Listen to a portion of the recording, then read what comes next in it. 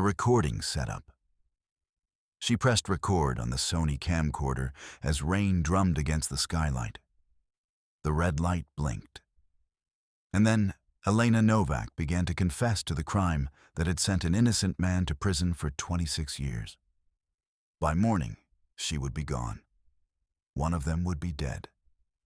And the Sterling family empire would be ash. 3 days earlier, Elena had found the box. The attic room was cramped and humid, filled with cardboard stacked 3 high. She moved her trembling right hand to the black tripod and tightened the silver butterfly nut, steadying the camera with fingers that wouldn't stop shaking. The dust motes danced in the LCD screen's glow. Outside, rain tapped a steady rhythm against the single small skylight. She was 65 years old. Her face was lined like old leather. Her hair, graying for the last decade, was pulled back in a tight bun. She had been thinking about this moment for 20 years. The blue plastic bin was labeled Nursery 1998 in fading black marker. When she opened it, the smell of old fabric and time rushed up at her. She reached in and pulled out a yellow teddy bear. Its left eye was missing. The frayed spot where the eye had been was dark and worn from being touched countless times. She stared at the bear's face for 5 seconds without blinking. Then she set it down on the desk beside the camera. From under her sweater, she pulled a thin black string. At the end of it was a small silver key. With her left hand, she unlocked the mahogany jewelry box on the floor. Inside, on red velvet, sat a silver pacifier clip and a crumpled white envelope. She had kept these things hidden for more than 20 years. She didn't know why anymore. Habit, perhaps. Or fear. Elena sat on the wooden stool and faced the camera. The attic light cast her shadow large against the wall behind her. She wore a wool cardigan pulled tight around her chest. She looked like what she was, an old woman who had been waiting too long to tell the truth. She pressed the red REC button. The tiny red light blinked. Once. Twice. And then a steady, hypnotic pulse. "My name is Elena Novak," she said. Her voice was low and gravelly, steady in a way she didn't feel. "I was the Sterling family's nanny for 26 years. And I am the reason Thomas Sterling is in prison." She leaned forward. Her face filled most of the frame now. From the desk, she picked up a Polaroid photo. Its corners had turned brown with age. In it, a younger Elena stood next to a beautiful woman in a silk dress, Diana Sterling, and a tall, stern man with cold eyes, Arthur Sterling. The photo was dated 1995 on the bottom in faded ink. "What I'm about to tell you, what I'm about to show you, will destroy a man I have already betrayed once," Elena continued. Her hand holding the photo was very steady now. "But I am running out of time, and he knows I have finally decided to speak." The rain intensified against the glass. The light from the camcorder reflected off her eyes. She was about to say more when she heard it. A sound from downstairs. A thud, heavy and deliberate. Footsteps, moving through her bedroom below the attic. Elena's eyes darted to the trap door in the attic floor. She had left the front door unlocked. She had been so preoccupied with the camera, with the recording, that she had forgotten the one rule she had learned in recent days. Always lock the doors. She reached for the brass lamp on the desk, her fingers wrapped around the cold metal. She could hear the intruder moving below, opening drawers, tossing things aside. A porcelain figurine hit the floor. It didn't break. He threw it again, harder. This time it shattered. Elena moved to the trapdoor and peered through the gap. A tall man in a dark trench coat was searching her bedroom. He threw her dresser drawers onto the floor, one after another. The beam of a flashlight swept across the walls. He was looking for something specific. She retreated from the trap door and looked at the camcorder. The red light was still blinking. It was still recording everything. She moved to the camera and pointed the lens at her face one more time. Her eyes were wide now, terrified but also urgent. She whispered into the mic, barely audible over the sound of her own heartbeat. "If I don't finish this," she whispered, "look in the blue bin, under the false bottom. It's all there." Then she turned the camera off. The red light went dark. She pulled the SD card from the camera with shaking hands and stuffed it into her bra, pressing it against her skin where no one could easily find it. The heavy footsteps were on the stairs now, coming up, getting closer. Elena stood in the center of the attic and waited. The trap door swung open with a bang. A gloved hand gripped the edge of the opening. Elena could see the head emerging. A man with a black balaclava covering his face entirely. She screamed and lifted the brass lamp with both hands. The metal came down hard. The impact connected with his shoulder. The man grunted and lost his footing on the ladder. For a moment, Elena thought she had won. But then he regained his grip and pulled hard on something, her ankle. She felt her body drag toward the opening. Her chin scraped across the dusty wooden floor with a crack that sent lightning pain through her face. Elena's fingers scrambled at the floor, looking for purchase. They found nothing but dust and splinters. The man was pulling her down into the darkness. She reached for anything she could grab. Her hand found the yellow teddy bear. She threw it at his face. He batted it away automatically, his attention diverted for just a second. Elena grabbed the bronze eagle bookend from the desk and swung it down at his hand. The metal connected with bone. His grip on her ankle loosened. She heard him hiss in pain. Elena scrambled backward across the floor. Her eyes found the skylight. She stood on a stack of cardboard boxes, her slippers losing grip on the rough edges. The latch on the window was stiff, but fear gave her strength. She pulled hard and the window popped open. Rain poured in instantly, cold and shocking against her skin. She climbed out onto the wet, slanted roof. Her slippers had no traction. She could feel gravity already pulling her toward the edge. The street below was 3 stories down. The fog was thick. She could barely see the ground. Behind her, the man's head appeared at the skylight. In his hand was a small black handgun. Elena didn't think. She simply moved. Her hands reached for the metal gutter. She found the drain pipe. She began her descent, clunky, terrifying, moment by moment. The metal creaked and groaned under her weight. The man aimed the gun. Elena's foot found the next section of pipe, then the next. The shot came then, a sharp crack that echoed across the rooftops.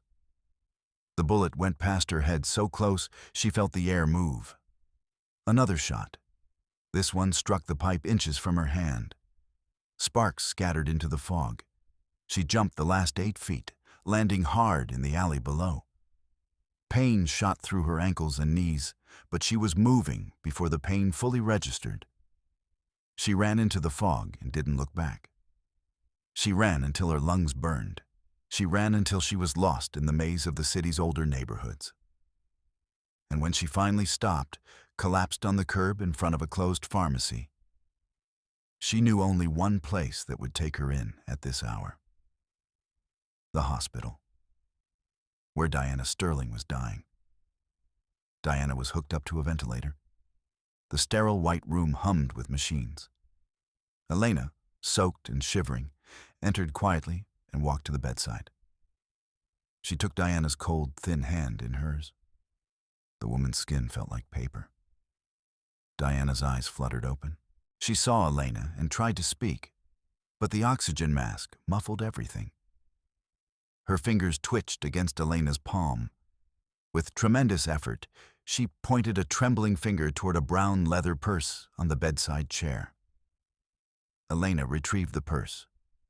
Inside, she found a small silver voice recorder, an Olympus model. She pressed play. Static first. Then Arthur's voice came through the tiny speaker. His recorded voice, decades old but unmistakable in its coldness. "Thomas isn't mine, Diana," Arthur's recorded voice said. "We both know it. I'll keep the Sterling name clean, but that boy is going to pay for your mistake." Elena looked at Diana. The woman gave a weak, single nod. Then her grip on Elena's hand went slack. The heart monitor changed from its rhythmic beep to a single, continuous, high-pitched tone. Diana's eyes remained open, staring at the ceiling. The monitor flatlined. Elena heard heavy boots in the hallway. She looked at the square glass window in the door. The man in the trench coat was walking past the nurse's station, looking into rooms. Elena grabbed the voice recorder, stuffed it into her pocket, and ducked under the hospital bed. She hid there until morning. When she finally emerged, Diana was gone, and the hospital was busy enough that no one noticed one more traumatized-looking woman walking toward the exit. Elena made her way to the prison. Thomas Sterling was 39 years old. He had served 20 years of his sentence. He sat behind the plexiglass in the visitation room with a buzzed haircut and a scar across his left eyebrow. He picked up the black phone handset. Elena picked up hers on the other side. Her hand was still bandaged from the attic fight. Elena pressed the voice recorder against the plexiglass so Thomas could see it. She began to cry. Her shoulders shook. She leaned her forehead against the glass and let it fog from her breath. "Thomas, I saw him plant the diamonds," she said through her tears. "I lied. It's the only way we both survive." The phone line cut out. A dial tone hummed in Elena's ear. Thomas was pulled back by the guard.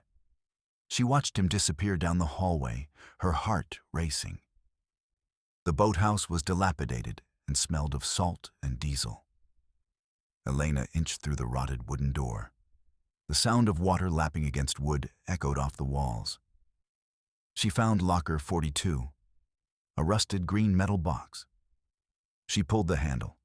It was jammed tight. The overhead lights flickered on. Dim yellow bulbs. Elena's breath caught. Arthur Sterling stood at the entrance. He was 70 years old now, leaning on a silver-headed cane. Behind him were two men, including the man in the trench coat. Arthur held the handgun. "I'm disappointed, Elena," Arthur said.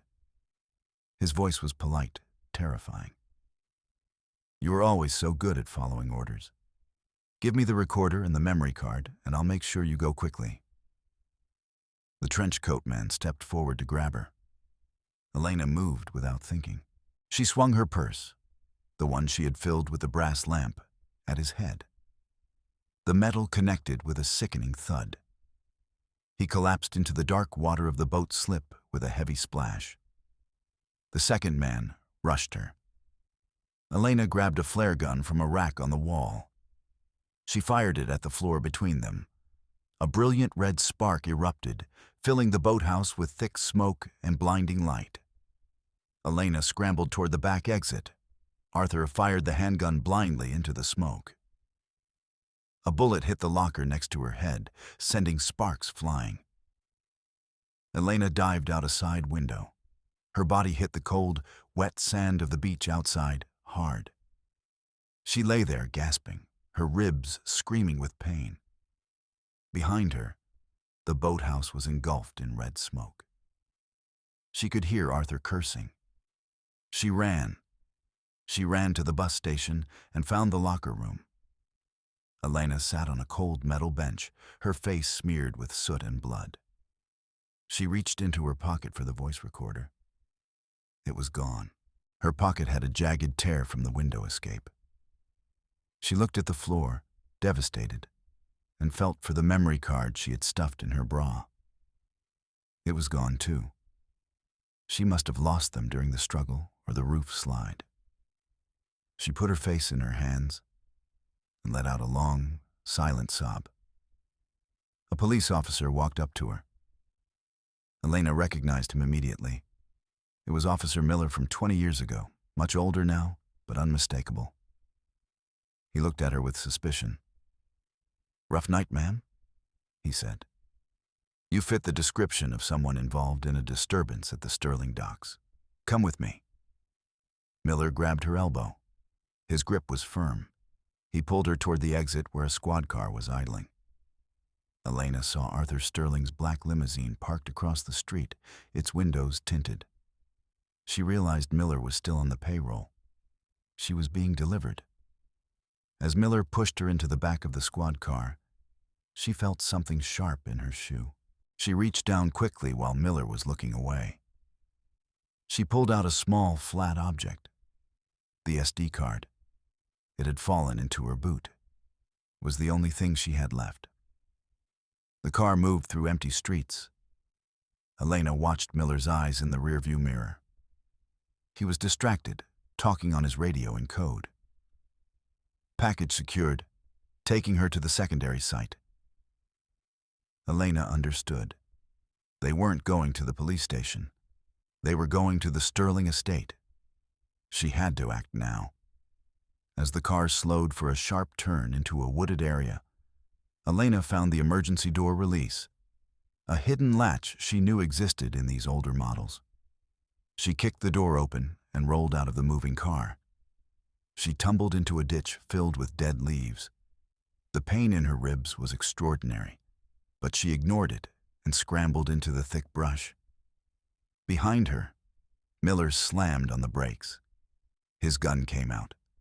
Bullets tore through the trees. Elena ran. She ran toward an old library branch she knew stayed open 24 hours for student exams. She could see the glowing "open" sign. She reached the door, her lungs burning, and burst inside. The library was nearly empty.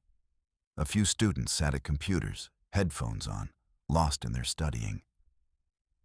Elena found a computer terminal in the back. Her hands shook as she inserted the SD card into the reader slot. A window popped up. File, confession, Novak MP4. Elena typed in a series of email addresses: the state prosecutor, the local news, and Thomas Sterling Law. She opened each email and attached the video file. For a moment, nothing happened. Then the progress bar appeared. 1%, 5%, 15%, 30%. The numbers climbed slowly. Elena could hear police sirens in the distance, getting closer. 50%, 75%, 90%. She held her breath. 99%, 100%. The screen changed. Message sent appeared 3 times. Elena turned off the computer. She stood up. She was shaking so badly she could barely walk. But she moved to the front of the library and sat in an armchair facing the street. She waited. Within the hour, news alerts began appearing on every screen in the library. Breaking news banners. A video of Arthur Sterling in the nursery, filmed from above. His face was clear. He was planting the diamonds. The footage was absolutely unmistakable. By morning, he had been arrested. Arthur stood on his back patio as the sun rose over the mansion grounds. He held a glass of scotch in his hand and watched the light turn gold across the stone. Elena climbed the steps to the patio. She was still wearing the torn, soaked clothes from the night before. Her face was battered, but she was there. Arthur turned. He looked at her with genuine confusion. He lifted his glass toward her. "You're a cockroach, Elena," he said. "I should have dealt with you decades ago." Elena's voice was cold, satisfied. "It's done, Arthur. The video, the bank records, the recording Diana kept. It's all out. Check your phone." Arthur pulled a gold iPhone from his pocket. He gazed at the screen. Multiple news alerts appeared in rapid succession. He watched his own image on the screen, him in the nursery, him placing the diamonds, him committing the crime that had sent an innocent man to prison. He dropped the Scotch glass. It shattered on the stone. Black SUVs screeched up the driveway. SWAT officers in tactical gear swarmed the patio. They forced Arthur to his knees. Elena watched as they zip-tied his hands behind his back, the same way Thomas had been arrested. Elena turned her back on the chaos. She walked toward the gate. She took the silver key from around her neck and dropped it into a storm drain as she passed. She didn't look back. 1 week later, Thomas Sterling walked out through the heavy iron prison gates. He was carrying a small cardboard box of belongings. He wore simple jeans and a t-shirt. He had to blink several times against the bright sunlight. The sky seemed impossibly large. Elena was waiting by a modest white car. Thomas saw her and began to walk faster. He had been waiting for this moment for 20 years. Elena saw him and opened the car door. When they met, Thomas hugged her. It was a long, tight embrace. He leaned into her ear. "You did it, Elena," he said. "You really did it." Elena held him for a long time without speaking. Thomas pulled something small and worn from his pocket. He held it out to her. It was the missing left eye from the yellow teddy bear. "I found this in the nursery floorboards when I was 10, Thomas said quietly. "I knew then that someone was watching. I knew it was you." Elena took the eye. She turned it over in her palm. The small black plastic bead caught the light. She understood then. Thomas had been protecting her all these years. By staying silent about what he knew, by accepting his sentence, by saying nothing about her lie. He had been protecting her just as much as she had been trying to protect him. The burden had been shared all along. They both got into the car. Elena started the engine. The familiar rumble of the motor filled the silence. On the dashboard was a photograph. A new one, taken just days ago. It showed Elena and Thomas standing in front of this white car, both smiling. Someone had written on the bottom of the photo in blue marker, "Family is what we choose." Elena pulled onto the main road. In the rearview mirror, the prison gates receded into the distance. Ahead, the highway stretched out clear and open under the bright sky. She drove.